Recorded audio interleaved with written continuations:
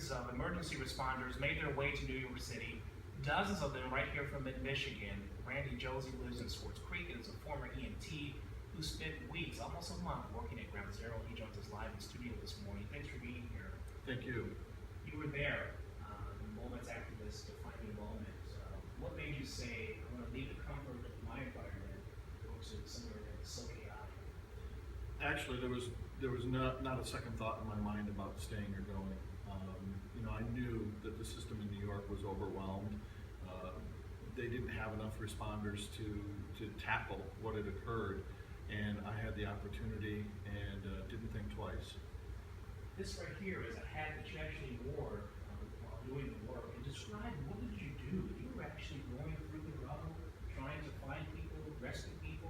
I did basically anything they required of me to do. I did work on the pile. I also collected DNA samples as they were being brought to us by families and so forth, and just basically was following whatever requirement they wanted us to do.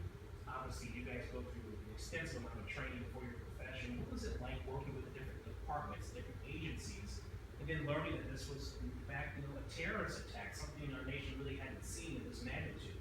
Surprisingly, it was very well coordinated. They had incident commanders, and we were, requested to go to see one individual for assignments. It was very well orchestrated. They had the area very well cordoned off, and it was extremely organized. What did you learn from this experience the time later? And Damon, the thing I learned most is that we need to be kind to each other. We need to not take for granted each other and the feelings that we have and the thoughts that go through our minds.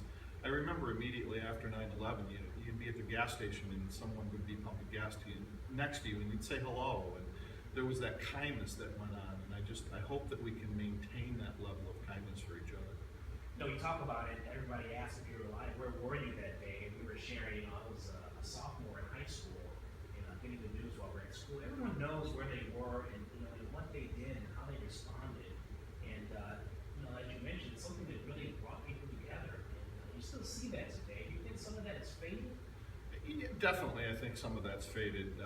We react to crisis in the world, and it becomes, first and foremost of what's going on. And then as time goes, it fades. And I think that this day, the commemoration of this day, helps to bring people back to that feeling. And I only hope that that feeling lasts a little longer each time. You said you haven't been back. You've been back once. Correct. Since going there. And what was it like to return?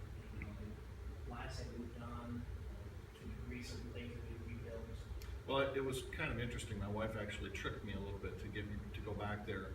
We had spent a lot of time there prior to the attacks. But we actually retraced the steps of where I went, and she tells the story best when she said that I was just talking much like I was talking to people while I was there, as far as this is where we went in, this is the police station we worked out of, those type of things. So I think it really helped me in the long run develop a better sense of what actually occurred that day, because I hadn't really talked about it a lot prior to that. What's going through your mind as we mark this 15th anniversary? Time goes by relatively fast, but certainly the mourning continues. There's a lot of grieving families and people who were injured, who are still alive, including first responders. Absolutely, and we're losing a lot of the first responders every day as we go on because of the chemicals that were in the air and some of the things they were exposed to. So this tragedy continues in our lives today, and I just think that we all need to pay attention to our surroundings and what's going on, and make sure that we watch out for each other. Do you think this event or others actually make people think twice about going into the industry? Do we push them toward it because they show the importance of being able to help others, or do you think it helps people kind of shy away from it? I really think that this helped a lot of people go toward the industry. I know there were a lot of people as well that joined the military right after. So I think there's a huge sense of pride in our country and taking care of ourselves. And I think that in many ways there's been some positives that have come out of this tragedy. And you have any last remarks as we honor this day? We know that each name will be read today at the site of Ground Zero. The last lost Hedgehog House and Sheep of I'd just like everyone to remember how they felt that day and how they treated each other. And I'd really like for our world and our community to never forget those individuals. You know, we've had a lot of tragedies in our country, Pearl Harbor, those type of things, and we remember those days for a reason. And we remember where we were and the things that were going through our heads. And I'd like everyone to just remember that, remember those lives that were lost and continue to be lost today, and really think about your neighbor and be kind to each other. All right, Randy, thank you for being here and your service. I know you're retired now, but you said you're still certified, so you're ready to help whenever it's needed, and a lot of other folks out there as well. Absolutely.